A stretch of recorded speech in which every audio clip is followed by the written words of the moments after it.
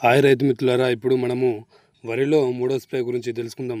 వరిలో ప్రధానంగా పాంపొడ, అగ్గి తెగులు, వేరుకుళ్ళు, అదేవిధంగా పండాకు, అదేవిధంగా పురుగులో చూసుకుంటే మొయి పురుగు, ఆకు చుట్టు పురుగు, సుడిదోమ, వీటితో పాటు బిఎల్బి బ్యాక్టీరియల్ లీఫ్ బ్లైట్ కూడా వస్తుంది.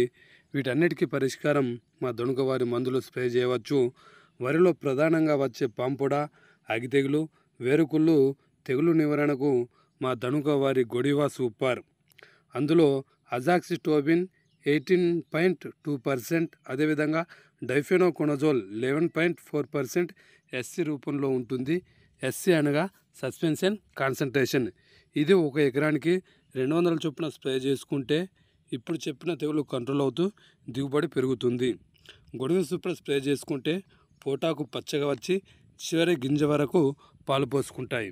అదేవిధంగా మొయి పురుగు, ఆకు చుట్టు పురుగు నివారణకు మా దణుకవారి మోటార్ కాటాప్ హైడ్రోక్లోరైడ్ 75% ఎస్జి అనగా సాల్యుబుల్ గ్రాన్యూల్స్ రూపంలో ఉంటుంది. ఇది ఒక ఎకరానికి 200 గ్రాముల చొప్పున స్ప్రే చేసుకుంటే మొయి పురుగు, ఆకు చుట్టు పురుగు కంట్రోల్ అవుతాయి. అదేవిధంగా ఆ పురుగు గుడ్ల మీద, తల్లి రేఖల పురుగు మీద, లార్వా మీద పనిచేస్తుంది. ఈ మందు వాడడం వల్ల ఎక్కువ రోజులు పురుగులపై పనిచేస్తుంది. అదేవిధంగా వరిలో సుడిదోమ నివారణకు మా దణుకవారి అప్లై పైమెట్రోజన్ 50% WG రూపంలో ఉంటుంది. ఇది ఒక ఎకరానికి 120 గ్రాముల చొప్పున స్ప్రే చేసుకుంటే వరిలో వచ్చే సుడిదోమను కంట్రోల్ చేయవచ్చు. వరిలో బిఎల్బి బ్యాక్టీరియల్ లీఫ్ బ్లైట్ కూడా వస్తుంది. ఇది జాంతమోనాస్ ఒరైజా అనే బ్యాక్టీరియా వల్ల వస్తుంది. మొట్టమొదట ఆకులపై పసుపు పచ్చ నీటి మచ్చలు రూపంలో ఆకుల చివల నుండి మొదలై మట్టల వరకు వ్యాప్తి చెందుతుంది.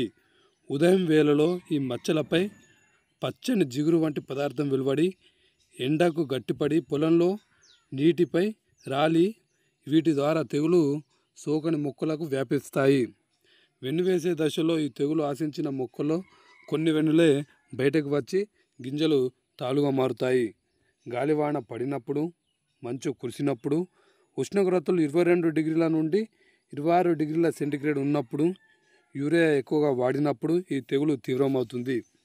ఈ బ్యాక్టీరియా తెగులు నివారణకు మా దణుకవారి కొనిక కాసుకమైసిన్ 5%, కాపర్ ఆక్సిక్లోరైడ్ 45% వెటబుల్ రూపంలో ఉంటుంది.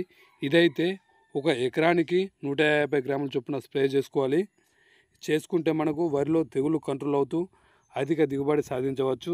అదేవిధంగా ఈ మందులు స్ప్రే చేయడం వల్ల గింజ కూడా షైనింగ్గా వస్తాయి. ఓకే.